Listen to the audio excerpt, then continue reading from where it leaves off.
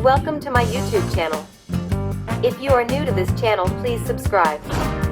You will not miss anything when we post something interesting every time. Without further ado, let us jump into today's interesting topic.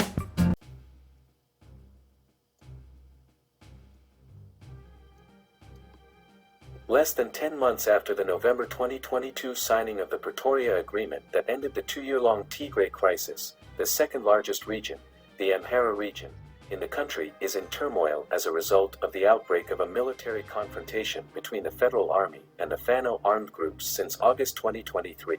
As such, there is growing fear that Ethiopia is once again sliding into a protracted civil war.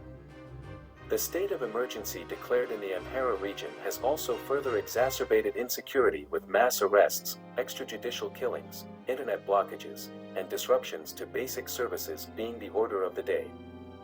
As the conflict escalates, several local and international actors, including the United States, have expressed concern and called for peace.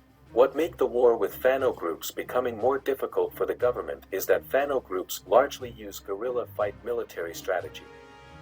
With this approach, they were able to quickly dissolve the regional government, ambush top military, security and political leaders, and disrupted the political and military leadership in the region. In the intricate world of military strategy, the comparison between the seemingly elusive Fano's guerrilla warfare strategies and the colossal spectacle of Ethiopia military full-scale war unveils a canvas painted with a myriad of complexities, particularly when observed from the vantage point of government authorities. The intriguing dichotomy between these forms of conflict begets a confluence of challenges, which beckon us to delve deeper into this intriguing realm.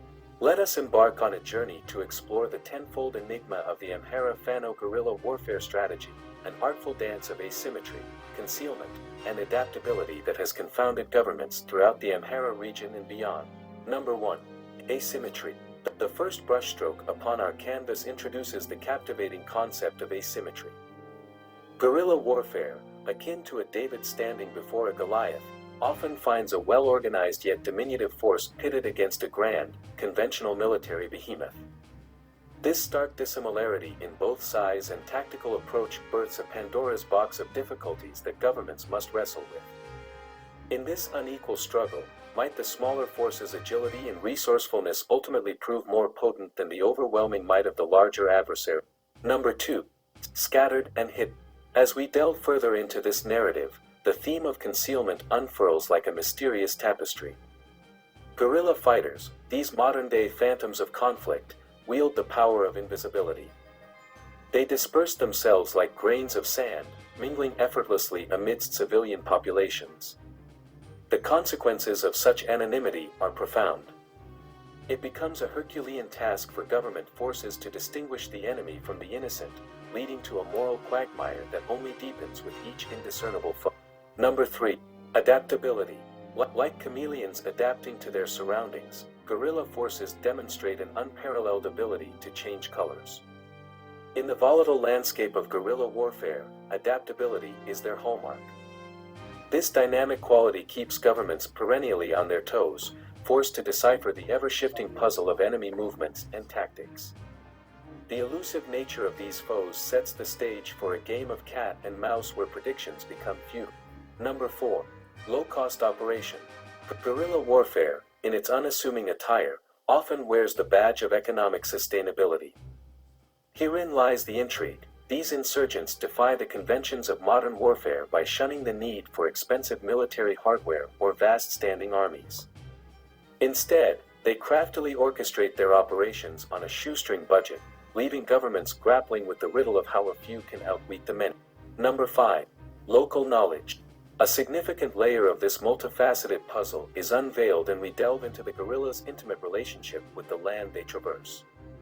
Insurgents often boast an encyclopedic knowledge of local terrain, transforming it into a tactical advantage. Governments, as they tread through unfamiliar territory, are met with a labyrinthine challenge, for these familiar landscapes yield few secrets and many ambushes. Number 6. Propaganda and recruitment. The art of propaganda and recruitment becomes a powerful brush in the guerrilla artist's palette. Armed with the brushes of persuasion and local grievances, these groups master the craft of gathering support and new recruits. Governments, entangled in the delicate dance of hearts and minds, often find themselves outmaneuvered in the contest for loyalty and allegiance among the affected populace. Number 7. Cultural and social factor. Weaving the threads of culture, ethnicity, and social bonds into the narrative, guerrilla fighters create a tapestry of support that becomes devilishly challenging for governments to untangle. Leveraging these powerful forces, insurgents gain a foothold in local communities, crafting a narrative that casts doubt on government authority and policy. Number 8.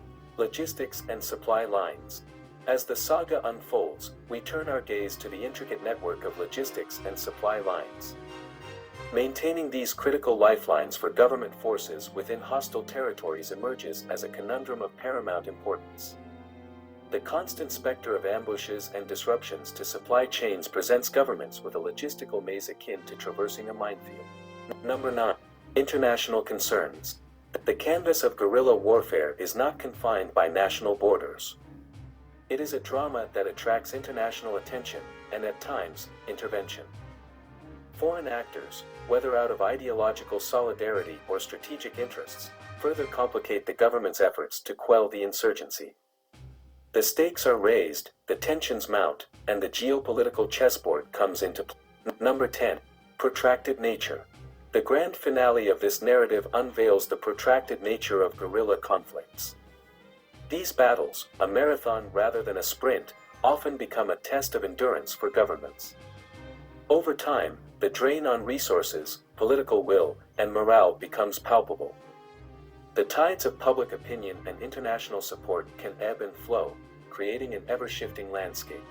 In closing, it is vital to emphasize that these challenges are not meant to exalt or romanticize guerrilla warfare.